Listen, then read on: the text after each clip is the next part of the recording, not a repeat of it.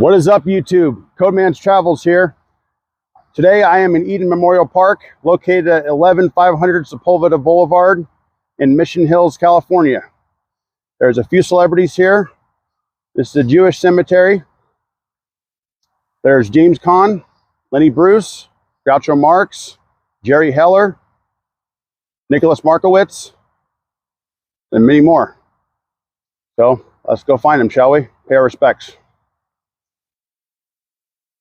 Our first celebrity we find today, so you come off the road here in the Mount Olive section, space 1432E, you will find the final resting place of Jerry Heller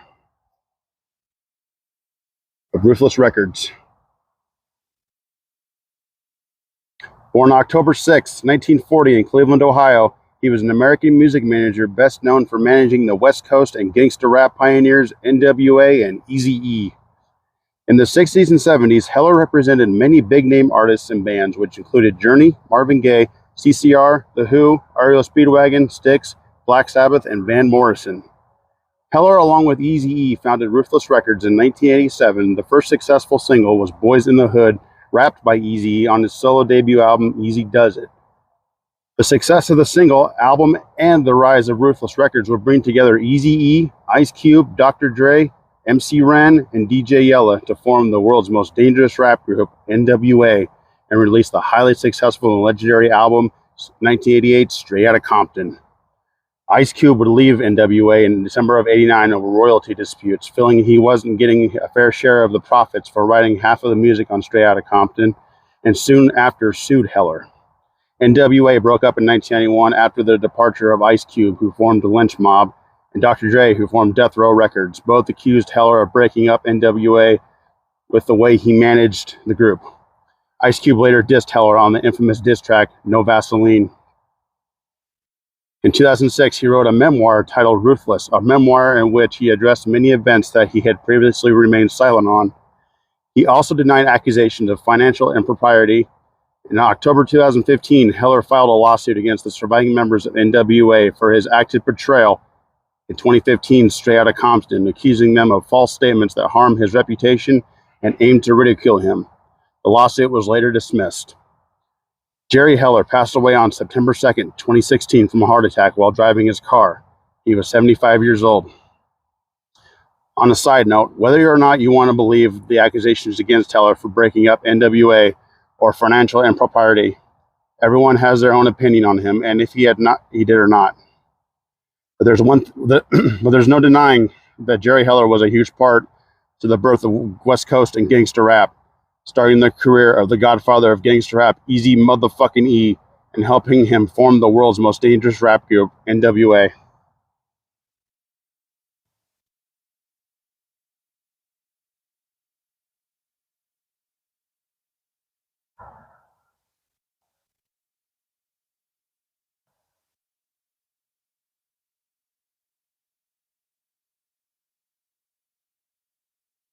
If you're coming off the road here, you can go up this sidewalk right here and up these steps, and to your left, first gate, this is Mount Jerusalem, row 9, space 3. Right here, to your left, you will find the final resting place of the legendary James Caan. Born March 26, 1940 in New York City, he was an American actor who played a wide range of characters from tough guy roles to romantic comedies. Beginning his acting career in 1961 with early roles, Caan gained acclaim for portraying Brian Piccolo in 1971's Brian's Song, for which he received a Primetime Emmy Award for Outstanding Lead Actor in a Limited Series or Movie. Then in 1972, he played Sonny Corleone, the eldest son of Don Vito Corleone in The Godfather, which is not only considered one of the greatest gangster/crime films, but also one of the greatest films ever made. The film earned Caan an Academy Award and Golden Globe nomination for Best Supporting Actor. He continued to receive Golden Globe nominations for the films The Gambler and Funny Lady. Other significant roles including 1973's Cinderella Liberty, 1975's Rollerball, 1977's A Bridge Too Far, 1978's Comes a Horseman, 1979's Chapter 2, and 1981's Thief. After taking a 5-year hiatus from acting, he returned in 1987 and went on to act in the films Misery, Honeymoon in Vegas, Mickey Blue Eyes, Elf, Get Smart, and many more. Side note, during the production of The Godfather in 1971, Caan was known to hang out with Carmine the Snake Persico, a notorious mafioso and later head of the Colombo crime family. James Caan passed away on July 6, 2022 from a heart attack at age 82. Absolute legend right here. Loved him as Sonny Corleone in The Godfather. Loved him in Misery. He was funny in Adam Sandler's movie That's My Boy, and a bunch of other roles. Ryan's song was very good. Absolute legend right here. His mother and father are right here.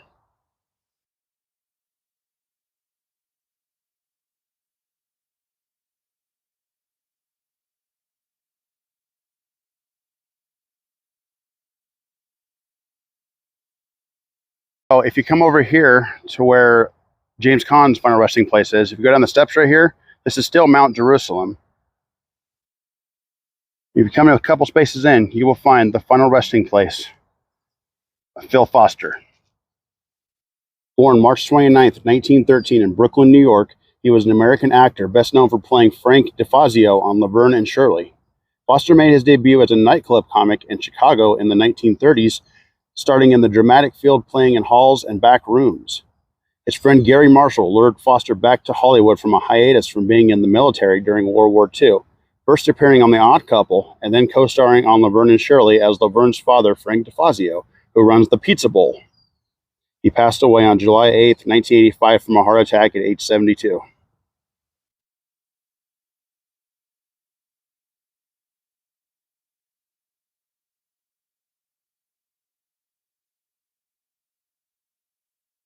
Located in Mount Hagaborum, sorry if I've mispronounced that, is the final resting place of Vic Mizy, is an American composer who wrote for television and movies.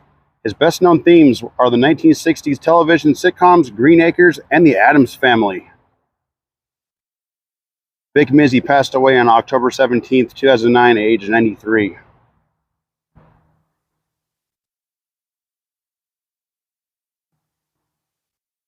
So coming in off the road here, we come to Masada North, Road 1916, Grave D. It's one of the most tragic, heartbreaking graves I have been to.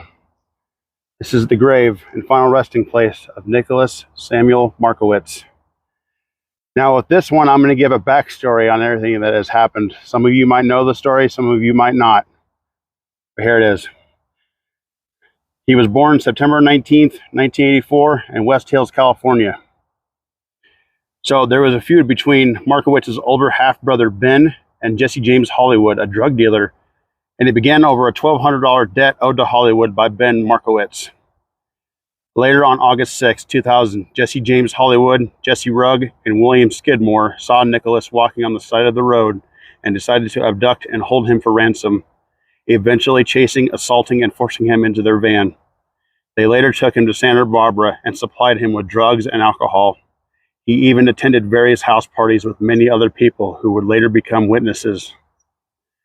Hollywood told Rugg that Nicholas would be returning home, but after learning of the ramifications for kidnapping, Hollywood would contact Ryan Hoyt, who was a member of his gang that owed him money.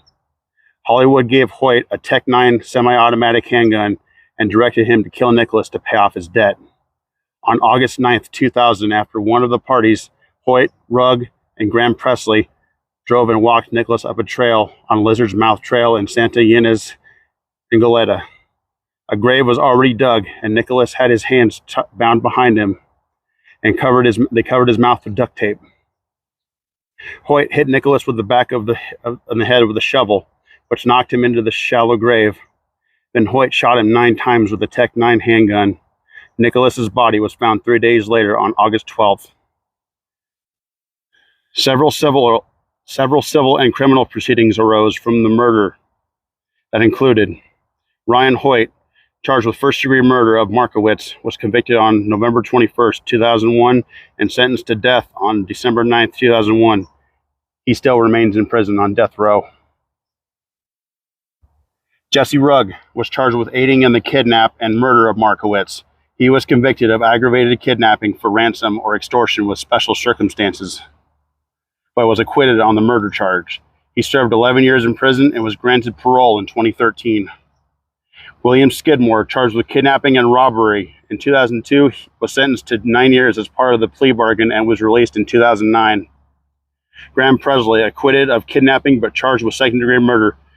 He has since been released, but he has since passed away, too. Jesse James Hollywood. After Markowitz was killed, Hollywood went on the run for 5 years before being arrested in Brazil. He was convicted of kidnapping and first-degree murder and sentenced to life in prison without the possibility of parole. If you've ever seen the 2006 film Alpha Dog, it is based on the events leading up to the murder of Nicholas Markowitz. In the film, the character modeled after Markowitz was named Zach Mazursky, played by the late Anton Yelchin, which is sad to say in the circumstance that both Nicholas lost his life tragically and also Anton Yelchin lost his life tragically. Both gone way too soon. Rest in peace to both Nicholas and Anton. Over here is Nicholas's father, Jeffrey. January 21st, 1954 to July 20th, 2018. 18 years without your son. I cannot imagine. I'm sorry for your loss. Rest in peace, sir. I'm sorry your life was cut short, Nicholas. You did not deserve it whatsoever. I'm hoping you're resting in peace.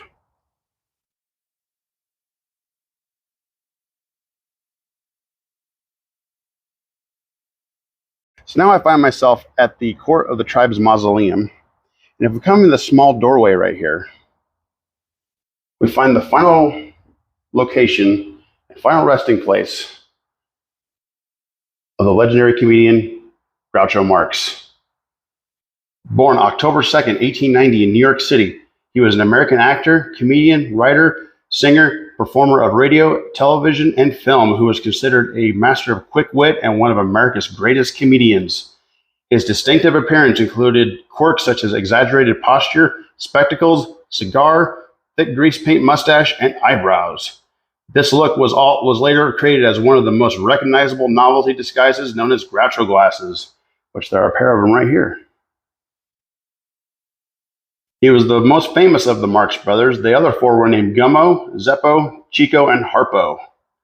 Groucho started his career in vaudeville in 1905 and would make 26 films, 13 of them with Chico and Harpo, which began in 1921. Their most successful films were The Coconuts, Animal Crackers, Monkey Business, Horse Feathers, Duck Soup, and A Night at the Opera. In his later years, he hosted the radio show You Bet Your Life from 1947 to 1961.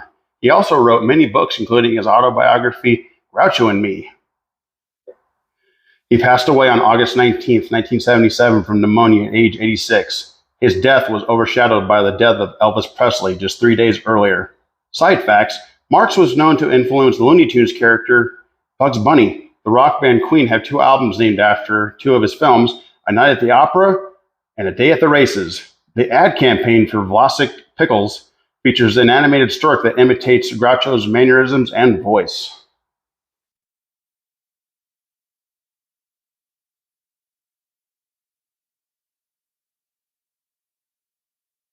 Following the sidewalk from where Groucho Marx is interred, we come down here to the Judea Mausoleum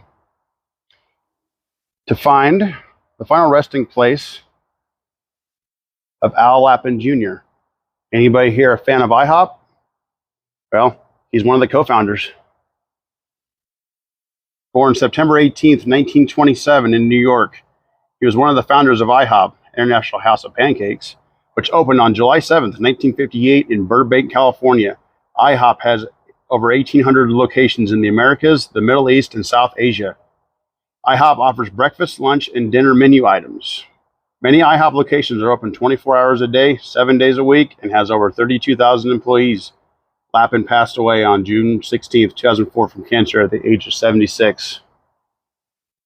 Thank you for IHOP.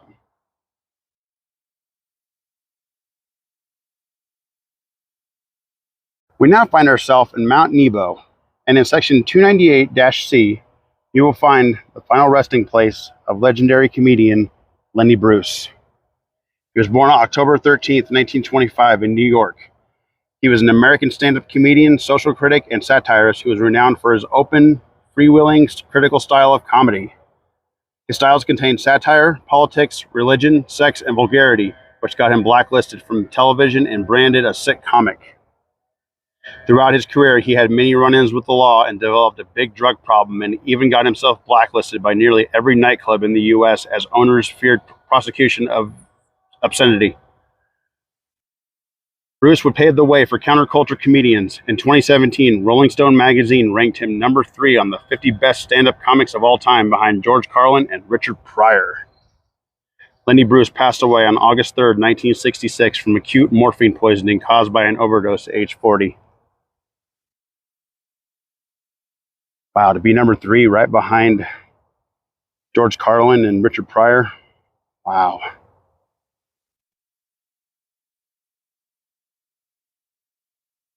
Honor being at his final resting place.